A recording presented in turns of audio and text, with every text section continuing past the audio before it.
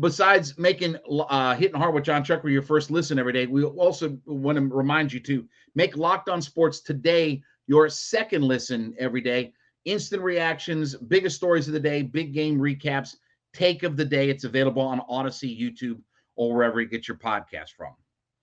So this offseason, the light is really going to be focused on Terry Fontenot. You know, if there's some things that we've learned about the first couple of years of the Arthur Smith, Terry Fontenot regime, number one is Arthur Smith can coach.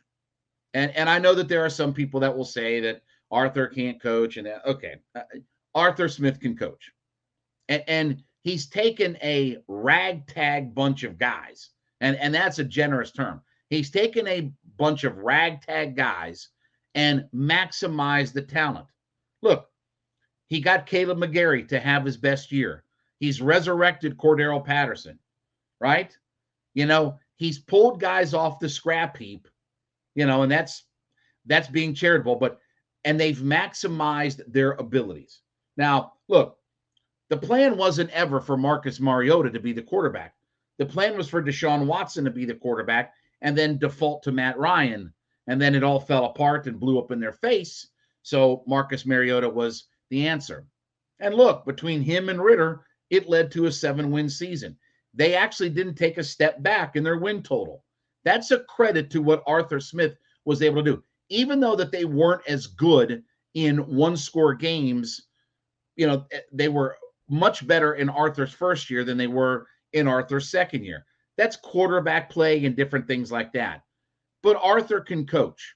Well, now that the governors and the restrictions of money, you know, the inability to go out and sign top tier guys, the inability over the last couple of years to lock up some of their own guys, right? All of the governors and the straps are loose for Terry Fontenot now. And look, Terry Fontenot's done a pretty good job, all things considered, in his drafting. You know, Jalen Mayfield was a swing and a miss. Grant's a pretty decent pick.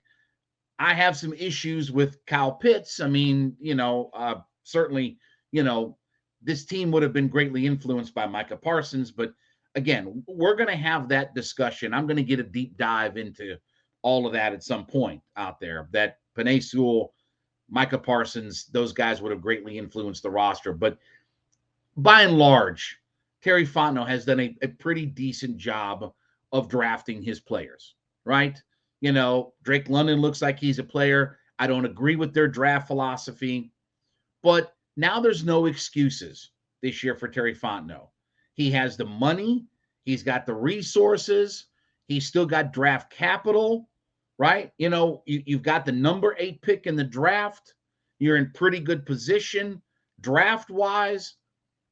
So now you have to build a roster that can compete for the playoffs. Because I do believe in Arthur Smith. I do have confidence that he can coach even when he doesn't have talent, that he can coach these guys up. And the other thing is with Arthur, with Terry Fontenot, especially because Fontenot will probably make the final decision on all of this. And, you know, maybe they'll consult with Arthur Smith on this, but hiring the DC. And we talked about this yesterday about the Falcons need a dramatic DC hire. They have to find a high-level, really good defensive coordinator. And if you have to overpay, and look, here's the reality. Arthur Blank doesn't like losing. And if it takes money to not lose, then Arthur will spend the money. He's always been willing to spend the money. He's always been willing, whether it's Atlanta United, whether it's the Atlanta Falcons, to spend the money that is needed. Well, but the organization has been hamstrung for the last couple of years. They didn't have money in Arthur's first year, and certainly the largest dead cap number in the history of the NFL doesn't help anything either. But now the spotlight is on Terry Fontenot. And Terry Fontenot's greatest strength is, what did he do when he was the, assistant? I won't say assistant, general manager, but the understudy to Mickey Loomis in New Orleans. What was the number one thing he was doing for them? He was evaluating NFL talent. Okay. So it wasn't the college draft process and all that kind of stuff. He could identify and get the right personnel through NFL free agency to make their team better. Well, now you have, I think it's the second highest cap number that's available to them. I think the Bears are number one, and the Falcons are going to be somewhere $65 to $75 million, depending on, listen, they got to lock up Lindstrom, Jake Matthews' contract kicks in, more money. There'll be guys that they have to re-sign. But this is where the spotlight is on Terry Fontenot now, identifying top-tier NFL talent to come in and change up the dynamic of this team. And look, whether it's Daron Payne or this or that, whatever the name is on the back of the jersey, you've got to hit some home runs in free agency. Because Arthur and Terry's number one mantra was, when they get money, re-signing their guys, right? Okay, Lindstrom's going to get himself a megalodon type of contract. Lindstrom's going to be a top-paid interior offensive lineman in the NFL.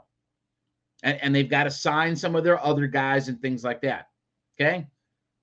But you have to hit in this free agency period. And it's all about Terry Fontenot. This is supposed to be his number one strength, about finding these guys, identifying these guys, and evaluating established NFL talent to come in and make a difference. So while I think the spotlight has moved away from Arthur Smith, and look, I don't believe for a second that Arthur Smith is on the hot seat or anything like that. I really don't. I know that Arthur Blank wants to win, and I know that he's not going to be probably as patient as he was with Dan and Thomas Dimitrov and those kinds of guys.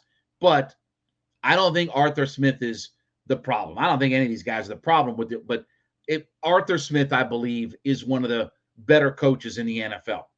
And he can do a good job with less talent. So if you give him some talent, then I think he'll excel at it. But this is where Terry Fontenot, it's his best strength.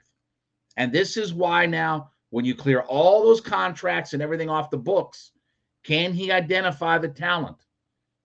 And look, here's the reality of free agency in the NFL. You always overpay for guys. It's always, you overpay for past performance. And by the way, that's not indicative of future performance. You always overpay for past performance out there. So when you're talking about NFL free agency, it's always guys that you hope that can continue their trajectory, but it doesn't always progress that way. Ray Edwards and guys like that come to mind. I mean, Ray Edwards was a double-digit sack guy who stood across from Jared Allen, and he cleaned up all the mess, and then he came here, and he was one of the worst free agent signings in the history of the Falcons organization. So this is where Terry Fontenot has to excel. Not the draft, not other things. It's, not even signing their own guys. It's identifying guys that can come in here and change up the direction of this franchise. Because I do believe that they have to be a playoff team. Like the time has come that, okay, we're building, and we're on the cusp. And we're getting, we're making strides, and we're developing our young guys and this, that, and the other.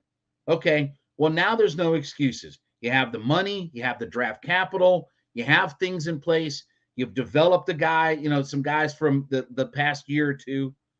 Now Terry Fontenot has to hit a home run. And I think that the Falcons will be active. I think that they will be aggressive. And I hope that they are. I hope that we get uber aggressive with this organization when it comes to signing some free agents. Again, no matter what the name is on the back of the jersey, if they produce and they perform, then that's all that matters. I don't care what the name is out there. You want Deron Payne or you want somebody like that? Fine. But those guys have to come in here and they have to produce and perform.